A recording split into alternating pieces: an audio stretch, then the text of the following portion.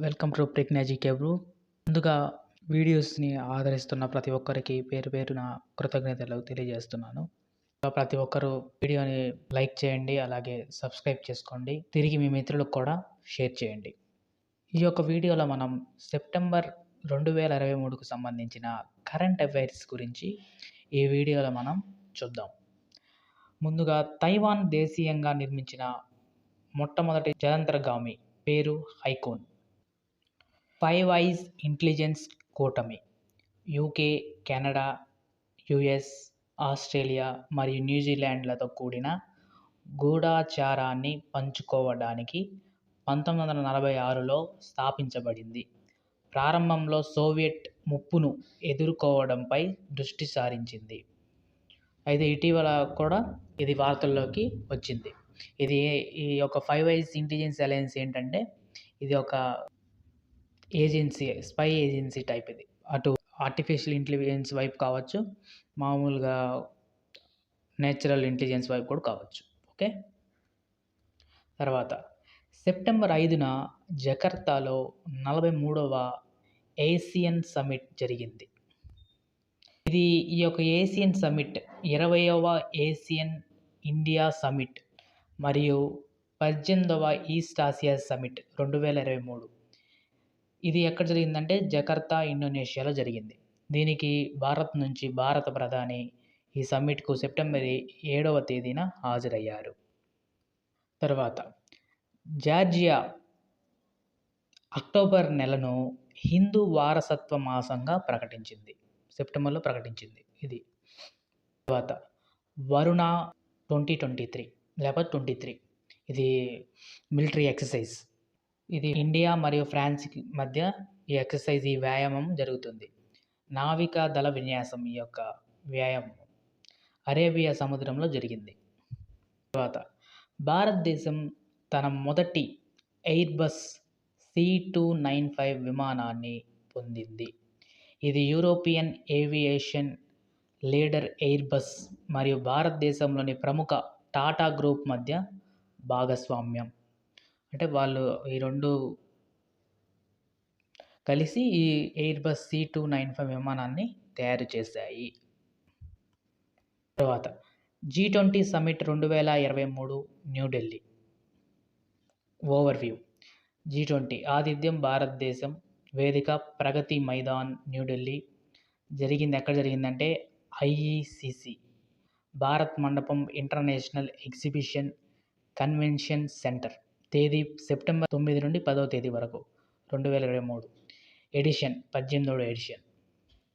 ఈ G20 సదస్సులో ప్రపంచంలోనే అత్యంత ఎత్తైన నటరాజ విగ్రహాన్ని G20 సదస్సు వేదిక ప్రాంగణంలో ఏర్పాటు చేశారు. దీని యొక్క ఎత్తు 28 అడుగులు. విగ్రహం ఎత్తు 22 అడుగులు. ఇది 6 అడుగుల ఎత్తైన పీఠం కింద ఉంచబడింది. దాని మొత్తం ఎత్తు 28 అడుగులకు చేరుకుంటుంది. G20 is now G21. G20 యొక్క 18వ శిఖరాగ్ర సమావేశంలో ఆఫ్రికన్ యూనియన్ పూర్తి సభ్యునిగా అంగీకరించబడింది. ఈ ఆఫ్రికన్ యూనియన్లో 55 సభ్య దేశాలు ఉంటాయి. దానికి ప్రధాన కార్యాలయం అడిస్ అబాబా, ఇథియోపియాలో ఉంది. ఈ G20 సమావేశంలో India middle east Europe economic కారిడార్ను ప్రతిపాదించింది. అదేంటంటే Bharatadesam, America, Saudi Arabia, European Union, UAE, France, Germany మరియు ఇటలీలు భారతదేశం మధ్య ప్రాచుర్యాన్ని స్థాపించడానికి అవగాహన ఒప్పందంపై సంతకం చేశాయి. ఇదే యూరోప్ ఎకనామిక్ కారిడార్, IMEC. ఇది ఆసియా, అరేబియా, గల్ఫ్ మరియు యూరప్ మధ్య ఆర్థిక ఏకీకరణను ప్రోత్సహించడానికి రైల్వే లైన్లు మరియు సముద్ర మార్గాలతో కూడిన రవాణా కారిడార్ల నెట్వర్క్. గుర్తుపెట్టుకోండి, చాలా ఇంపార్టెంట్. తర్వాత ఈ G20లోనే గ్లోబల్ బయోఫ్యూయల్స్ అలయన్స్ను ప్రతిపాదించింది. భారతదేశం, బ్రెజిల్ మరియు US వ్యవస్థాపక సభ్యుల కూటమి ఇది. ఈ అలయన్స్ లక్ష్యం జీవ ఇంధనాల స్వీకరణను సులభంతరం చేయడం ఫాజిల్ ఫ్యూయల్స్ సంబంధించింది ఈ అలయన్స్. ఇందులో మొత్తం 19 దేశాల సభ్యత్వం లేని దేశాలు మరియు 12 అంతర్జాతీయ G20 సభ్యులు సహా కూటమిలో చేరడానికి సంస్థలు ఇప్పటివరకు అంగీకరించాయి. తర్వాత జమ్మూ కాశ్మీర్లోని ఉధంపూర్ రైల్వే స్టేషన్కు అధికారికంగా captain Tushar Mahajan railway station అని పేరు పెట్టారు. ఈ పేర్లకు సంబంధించిన అంశాలు కొన్ని ఒక వీడియోలో మనం ఇంతకుముందు డిస్కస్ చేసాం. వాటి గురించి కింద డిస్క్రిప్షన్లో లింక్ ఉంటుంది, చూడండి. ఓకే. తర్వాత armed forces special powers act AFSPA వార్త. ఇది ఎందుకు వార్తల్లో నిలిచిందంటే, హోం వ్యవహారాల మంత్రిత్వ శాఖ నాగాలాండ్ మరియు అరుణాచల్ ప్రదేశ్లలో AFSPAని విస్తరించింది. ఇది ఎక్కడ ఎవరు ప్రవేశపెట్టారంటే సాయుధ దళాల ప్రత్యేక అధికారాలు స్పెషల్ పవర్స్ యాక్ట్ 1958లో అమల్లోకి వచ్చింది. లక్ష్యం: ఇది చెదరిన ప్రాంతాలలో సాయుధ దళాల సభ్యులకు కొన్ని ప్రత్యేక అధికారాలను మంజూరు చేస్తుంది. నాగాలాండ్, మణిపూర్, అస్సాం, జమ్మూ అండ్ కాశ్మీర్ మరియు అరుణాచల్ ప్రదేశ్లలో ఈ చట్టం అమలులో ఇదివరకే ఉంది. ఓకే. తర్వాత మొట్టమొదటి green hydrogen fuel cell bus. ఇది ఇండియన్ ఆయిల్ కార్పొరేషన్ చొరవ, అంటే ఇనిషియేటివ్ అనుకోవచ్చు, లేకపోతే వాళ్ళు తయారు చేశారు అనుకోవచ్చు, ఎలా అయినా అనుకోవచ్చు. దీనిని ఎవరు ప్రారంభించారంటే పెట్రోలియం మంత్రి హర్దీప్ సింగ్ పూరి. తర్వాత మధ్యప్రదేశ్లో ఇండియన్ స్మార్ట్ సిటీస్ కాన్క్లేవ్ 2023 తేదీ 26 నుండి 27 సెప్టెంబర్ 2023 మధ్య జరిగింది. తర్వాత ప్రధాని మోదీ న్యూఢిల్లీలో జరిగిన ఇంటర్నేషనల్ లాయర్స్ కాన్ఫరెన్స్ 2023కు హాజరయ్యారు. ఇక్కడ మధ్యప్రదేశ్లో బాంధవ్గఢ్ టైగర్ రిజర్వ్లో ఎలిఫెంట్ ఫెస్టివల్ జరిగింది. నుకోయ్ పండుగ. నుకోయ్ జుహార్ అనేది పశ్చిమ ఒడిశా మరియు జార్ఖండ్లోని సిమ్డే పరిసర ప్రాంతాలలో ముఖ్యమైన సామాజిక పండుగ. ఈ నుకోయ్ పండుగ అనేది వ్యవసాయ పండుగ అని కూడా చెప్పవచ్చు. తర్వాత బాంగస్ అడ్వెంచర్ ఫెస్టివల్. బాంగస్ అడ్వెంచర్ ఫెస్టివల్ గిరిజన సంస్కృతిని ప్రోత్సహించడం మరియు స్థానిక కళాకారులు వారి సాంప్రదాయ కళలు మరియు చేతి పనులను ప్రదర్శించడానికి వేదికగా పనిచేయడం లక్ష్యంగా పెట్టుకుంది. ఈ ఫెస్టివల్ ఎక్కడ జరిగిందంటే జమ్మూ కాశ్మీర్లో జరిగింది. ఈ ఫెస్టివల్కి సంబంధించిన నేను ఒక వీడియో చేశాను. జనవరి నుంచి జూలై వరకు 6 నెలలకు సంబంధించిన ఫెస్టివల్స్ ఏమేమి జరిగాయో అన్నీ ఒక వీడియో చేశాను. ఆ వీడియో లింక్ కూడా డిస్క్రిప్షన్లో ఇస్తాను, చూడండి. తర్వాత ఇంద్రజల్. హైదరాబాద్ సంస్థ గ్రీన్ రోబోటిక్స్ భారతదేశపు మొట్టమొదటి AI పవర్డ్ యాంటీ డ్రోన్ సిస్టమ్ను ఆవిష్కరించింది. దాని పేరు ఇంద్రజల్. ఈ సాంకేతికత రేడియో ఫ్రీక్వెన్సీని ఉపయోగించి శత్రువుల డ్రోన్లను గుర్తించి వాటిని నాశనం చేస్తుంది.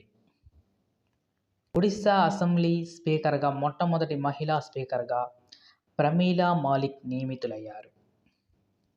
తర్వాత SBI నేషన్ ఫస్ట్ ట్రాన్సిట్ కార్డ్ను ప్రారంభించింది. వినూత్నమైన నేషన్ ఫస్ట్ ట్రాన్సిట్ కార్డ్ను మెట్రో బస్సులు, వాటర్ ఫెర్రీలు, పార్కింగ్ మరియు మరన్నిటితో సహా వివిధ రవాణా మోడ్లలో కోసం ఒకే కార్డుతో డిజిటల్ టికెట్ ఛార్జీల చెల్లింపులను సులభతరం చేయడం లక్ష్యంగా పెట్టుకుంది.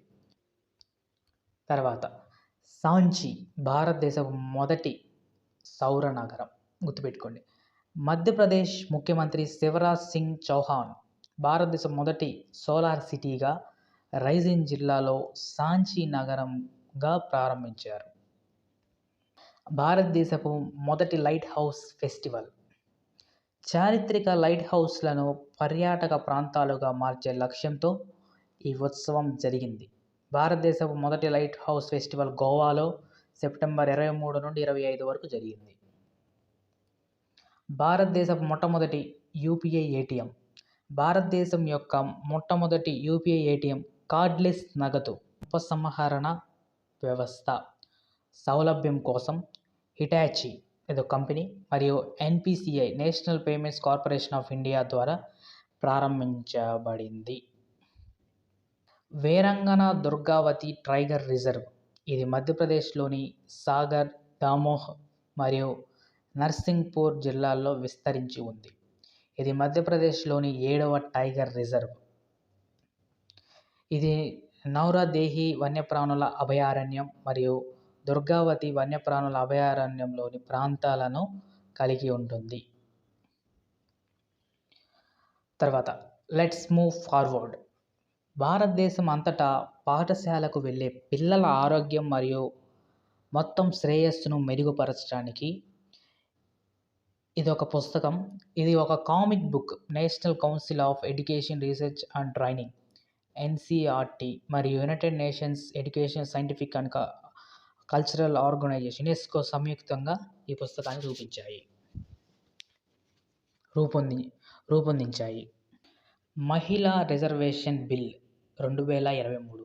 దీనికి మరొక పేరు నారీ శక్తి వందన్ అధినియం. భారత ప్రభుత్వం రాజ్యాంగం 128వ సవరణ బిల్లు 2023 లోక్సభ మరియు రాష్ట్ర శాసనసభలలో మహిళలకు 33% రిజర్వేషన్లను కల్పించే లక్ష్యంతో ప్రవేశపెట్టింది ఈ బిల్లును. ఇది 106వ సవరణ చట్టంకు సంబంధించింది. తర్వాత పాత పార్లమెంట్ మరియు కొత్త పార్లమెంట్. పాత పార్లమెంట్ భవనాన్ని సంవిధాన్గా పేరు మార్చారు. దీని యొక్క ఆర్కిటెక్ట్ ఎవరు? సర్ ఎడ్విన్ లూటియన్స్ మరియు సర్ హెర్బర్ట్ బెకర్. ప్రారంభోత్సవం జనవరి 18, 1927. లార్డ్ ఇర్విన్ ఆ సమయంలో భారత వైస్రాయ్. ఈ కొత్త పార్లమెంట్కు సంబంధించిన కరెంట్ అఫైర్స్, దానికి సంబంధించిన పూర్తి సమాచారం ఒక వీడియో చేసాం. ఆ లింక్ కూడా కింద డిస్క్రిప్షన్లో ఉంటుంది, లేకపోతే ఛానల్లోని వీడియోస్లో ఉంటుంది, చూడండి. తర్వాత ప్రపంచ వారసత్వ ప్రదేశాలు యునెస్కో. మొత్తం ఇప్పుడు 42 వారసత్వ ప్రదేశాలు ఉన్నాయి యునెస్కోకు సంబంధించిన భారతదేశంలో. అయితే 41వ ప్రపంచ వారసత్వ ప్రదేశం ఏంటంటే శాంతినికేతన్, పశ్చిమ బెంగాల్లో ఉంది. ఇది ఒక స్కూల్. అలాగే 42వ ప్రపంచ వారసత్వ ప్రదేశం 2023 హొయసాల దేవాలయాలు. ఇది కర్ణాటకలో ఉంది. ఈ 42 యునెస్కో ప్రపంచ వారసత్వ ప్రదేశాలకు సంబంధించిన మ్యాప్ ఇది. అది నేను కమ్యూనిటీ ట్యాబ్లో పోస్ట్ చేస్తాను, అక్కడ చూడండి. తర్వాత Yashobhoomi. India international convention and expo centre యొక్క ఫేజ్ 1 యశోభూమి అని పేరు పెట్టారు దీనికి. ఇది సెప్టెంబర్లో ప్రధాని మోదీ పుట్టినరోజు సందర్భంగా దీన్ని ప్రారంభించారు. ప్రపంచ స్థాయిలో సమావేశాలు, ప్రోత్సాహకాలు, సమావేశాలు మరియు ప్రదర్శనలు సంబంధించి మొత్తం అన్నీ ఈ యశోభూమిలో జరుగుతాయని ఆయన తెలిపారు. యూపీఏజీను నీతి ఆయోగ్ లాంచ్ చేసింది. UPAG unified portal for agricultural statistics వ్యవసాయ సంబంధిత డేటాను మేనేజ్ చేయగల online platform. Bharat the mother of democracy portal. సాంస్కృతిక మంత్రిత్వ శాఖ సింధు సరస్వతి నాగరికత నుండి 2019 వరకు 7000 సంవత్సరాల ప్రజాస్వామ్య నీతిని ప్రదర్శిస్తూ భారతదేశంలో ప్రజాస్వామ్య చరిత్రను కంటెంట్ను ప్రదర్శిస్తుంది ఈ పుస్తకంలో. ఇది ఒక G20 సమావేశం తర్వాత ఈ యొక్క పోర్టల్ను అలాగే చిన్న పీడిఎఫ్ను కూడా విడుదల చేసింది. ఈ పీడిఎఫ్ అనేది చాలా ఇంపార్టెంట్. ఇది గ్రూప్స్కి సంబంధించి చాలా ఇంపార్టెంట్ కాబట్టి, అలాగే యూపీఎస్సీ కూడా సంబంధించి చాలా ఇంపార్టెంట్. దీనికి సంబంధించిన పీడిఎఫ్ నేను కింద డిస్క్రిప్షన్లో ఇస్తాను, డౌన్లోడ్ చేసుకొని చదవండి. ఇది ఇంగ్లీష్లో ఉంటుంది. తెలుగులో కావాలంటే స్క్రీన్ షాట్ తీసుకొని గూగుల్ లెన్స్లోకి వెళ్ళి అక్కడ ట్రాన్స్లేట్ చేసి చదువుకోండి. ఓకే. తర్వాత న్యూఢిల్లీలో రైతుల హక్కులపై మొదటి గ్లోబల్ సింపోజియం కాన్ఫరెన్స్ను ప్రారంభించిన రాష్ట్రపతి ద్రౌపది ముర్ము. ఆరోగ్య మైత్రి క్యూబ్ భారతదేశంలో ప్రపంచంలోనే మొట్టమొదటి పోర్టబుల్ డిజాస్టర్ హాస్పిటల్ను నిర్మించింది. దీనిని ఆరోగ్య మైత్రి క్యూబ్ అని పిలుస్తారు. ఇది project BHISHM Bharat health initiative for Sahyog, Hita మరియు మైత్రి కింద దేశీయంగా అభివృద్ధి చేయబడింది. ఇదేంటంటే డ్రోన్స్ ద్వారా మెడిసిన్లో ఇంజెక్షన్స్, వ్యాక్సిన్స్ అవి ఉంటాయి కదా, అవి పంపించడానికి ఇది ఒక ఇనిషియేటివ్ లేదా ఒక హాస్పిటల్ టైప్ అనుకోవటమే. తర్వాత భారతదేశంలోని అతిపెద్ద స్వదేశీ కర్మాగారం కార్యకలాపాలను ప్రారంభించింది. భారతదేశంలో దేశీయంగా నిర్మించిన అతిపెద్ద అణు కేంద్రం గుజరాత్లోని కాక్రాపర్లో ఉన్న 700 మెగావాట్ల అణు విద్యుత్ ప్లాంట్. దాని పూర్తి సామర్థ్యంతో కార్యకలాపాలను ప్రభుత్వం ప్రారంభించింది. ఇది దేశీయంగా నిర్మించింది దీన్ని. ఒడిశాలో ఉత్కేల విమానాశ్రయంను పౌర విమానయాన మంత్రిత్వ శాఖ జ్యోతిరాదిత్య సింధియా ప్రారంభించారు. Cochin university of science and technology CUSAT పరిశోధకులు కొత్త మెరైన్ టార్డిగ్రేడ్ జాతులకు APJ అబ్దుల్ కలాం పేరును పెట్టారు. దాని పేరు ఏంటంటే బ్యాటిల్లిప్స్ కలామి. సెప్టెంబర్ నెలను రాష్ట్రీయ పోషణ మాగా జరుపుకున్నారు. అంటే ఇది 6వ సంవత్సరంలో జరుపుకున్నారు. ఇది అలాగే 65వ రామన్ మేఘస్య పురస్కారాలు 2023కు సంబంధించి ఒక వీడియో చేశాను. అది కూడా మన ఛానల్లో వీడియోస్లో ఉంది. లేకపోతే నేను డిస్క్రిప్షన్లో లింక్ ఇస్తాను, చూడండి. తర్వాత ISSF ప్రపంచ ఛాంపియన్షిప్ 2023 ఇది బాకు, అజర్బైజాన్ ఆగస్టు 14 నుండి సెప్టెంబర్ 1 వరకు జరిగింది. భారత్ 14 పథకాలు గెలిచింది. 6 పసిటి బంగారు పథకాలు, 8 కాంస్య పథకాలు గెలిచింది. మొదటి ర్యాంకులో చైనా నిలిచింది. తర్వాత Indian grand prix 2023 Italian rider Marco Bezzecchi ప్రారంభ ఇండియన్ గ్రాండ్ ప్రిక్స్లో విజయం సాధించాడు. సెప్టెంబర్ 22 నుండి 24 వరకు ఉత్తరప్రదేశ్లోని గ్రేటర్ నోయిడాలోని బుద్ధా ఇంటర్నేషనల్ సర్క్యూట్లో జరిగింది. డ్యూరెంట్ కప్ 2023 ఇది 132వ ఎడిషన్. ఈ డ్యూరెంట్ కప్లో ఫైనల్స్లో Mohan Bagan super giant 1-0తో east బెంగాల్ను ఓడించింది. తర్వాత ఆసియా కప్ 2023 ఆసియా కప్ ఫైనల్లో భారత్ 10 వికెట్ల తేడాతో శ్రీలంకను ఓడించింది. ఇందులో Kuldeep Yadav player of the tournament టైటిల్ను గెలుచుకోగా, Mohammed Siraj player of the match లేదా మ్యాన్ ఆఫ్ ది మ్యాచ్ టైటిల్ను గెలుచుకున్నాడు. తర్వాత గ్రాండ్ స్లామ్ 2023 ఇది సెప్టెంబర్లో US ఓపెన్ జరిగింది. ఇది 143వ ఎడిషన్. ఇది హార్డ్ కోర్ట్లో జరుగుతుంది. నోవక్ జోకోవిచ్ సెర్బియా పురుషుల సింగిల్స్లో విజేత.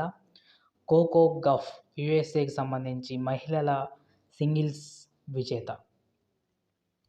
తర్వాత భౌగోళిక సూచిక GI ట్యాగ్లు 2023కు సంబంధించి ఈ యొక్క వీడియో కూడా మన ఛానల్లో ఇదివరకే డిస్కస్ చేసుకున్నాం, అది కూడా చూడండి. తర్వాత హరిత విప్లవ పితామహుడు MS స్వామినాథన్ 98 సంవత్సరాలకు మరణించారు. సెప్టెంబర్లో మరణించారు. ఇంతవరకు సెప్టెంబర్ 2023కు సంబంధించిన కరెంట్ అఫైర్స్ మొత్తాన్ని మనం డిస్కస్ చేసాం. వీడియో నచ్చితే లైక్ చేయండి, షేర్ చేయండి, సబ్స్క్రైబ్ చేసుకోండి. Thanks for watching.